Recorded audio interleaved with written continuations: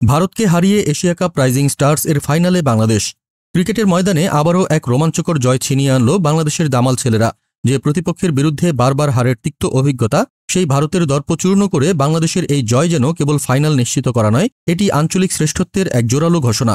দোহার West End পার্কে অনুষ্ঠিত Asia cup rising স্টার্সের সেমিফাইনালটি ছিল হাড্ডাহাড্ডি লড়াইয়ের এক নজির।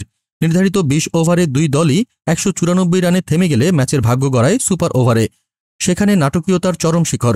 তরুণ পেসার রিপন মণ্ডলের মাত্র ২ বলে ২ উইকেট হারিয়ে ভারত কোনো রানই নিতে পারেনি।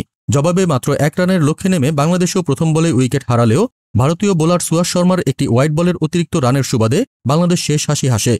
ওপেনার হাবিবুর রহমান সোহানের ৬৫ এবং এস.এম. মেহরাবের হার নামানা ৪৮ রানের ইনিংস দলকে লড়াকু পুঁজি এনে দেয়। কিন্তু চূড়ান্ত জয় এসেছে স্নায়ুচাপের খেলায়, যা প্রমাণ করে এই তরুণ প্রজন্ম চরম প্রতিকূলতা সামাল দিতে সক্ষম।